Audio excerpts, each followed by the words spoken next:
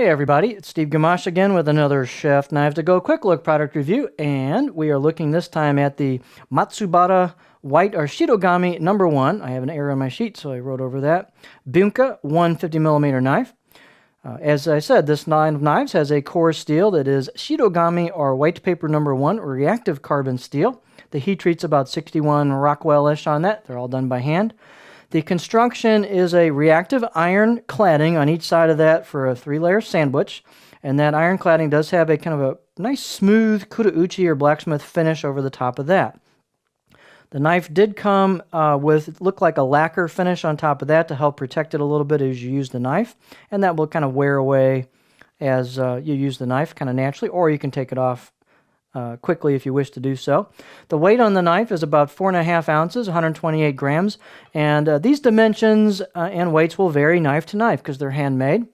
The blade length on this one was about 155 on the edge, so a little bit over the 150 advertised mark, or just a little over 6 inches, and the overall length on this knife was about 11.6 inches. The spine thickness coming out of the handle above the back of the blade or the chin here is about 3.2 millimeters, and then you can kind of see it tapers down pretty quick and just keeps on tapering down until you hit the angle where you hit the tanto, or I shouldn't say tanto, but a kind of a sword-style tip. So as soon as you hit that turn, it even gets thinner. So this knife really thins out towards the tip. We'll show you a close-up of that.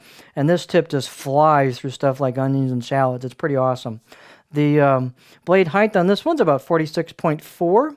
And then the handle, they've got some different kind of handles I've seen on some of the models. This particular one, I hope they put these on all the knives. This is a great handle. It's a D-shaped rosewood with black packawood or stabilized wood ferrule. Great fit and finish on the handle, nice install. The circumference is right at 3 inches, 75 millimeters, right here where the ferrule meets the main part of the handle. And the balance point on this knife is right there. The handle's a little bit heavier than some of the lighter ones, but there's the balance point, which should work well for a variety of grip styles. Let's take a close-up look at this knife. It's got a well-done finish on it. It's got chiseled kanji. Really nice job on the chisel. When they put the kudauchi, the way the kudauchi is, it kind of mutes that a little bit, but you can, when you look closely, you can see it. It's got a nice hand-chiseled as I say, kanji on there. It looks really cool in person. You can see I've been using this knife, testing it out, and so I've got some patina on the edge there. You can see that patina. There's the edge reactive core steel, and then here's your cladding. And this has a grind to it on the cladding on the main part of the blade road, or blade path where we've got the grind towards the edge, and they did some more grinding towards the edge, so it's got kind of a facet to it to kind of the way they finished it off, and each side's a little bit different. But you can see the core steel coming through there. This knife is quite thin at the edge. It's got some thinness to it, and it really moves through product. Here's the profile. We'll put it on the board as well. Fit and finish is good on the main part of the blade. I wasn't too happy with the choil. It's got a fairly rough finish to it, and it's not sharp, but it's just kind of rough. So they have contoured it, but if it was me on this blade, I would take some sandpaper to the back just to kind of smooth that out so you don't get your finger calloused up when you use the knife a lot. So let's take a look at it on the cutting board.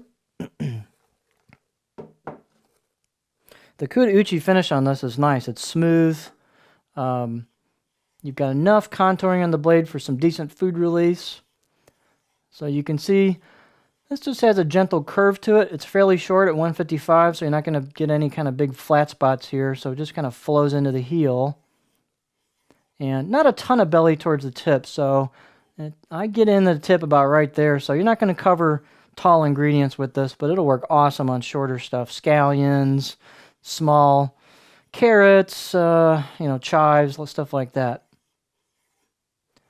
As I mentioned, the tip on this thing really works well through things like onions and shallots and the like, and it just flies through stuff. So just a really interesting blade. If the choil was a bit better done, I'd give it even higher marks, but it's a really nice blade. I'd say the out-of-the-box edge was about 5 out of 10, and it sharpens up so crazy sharp so easily because it is Shitogami number 1, which is one of the easiest sharpening steels there is.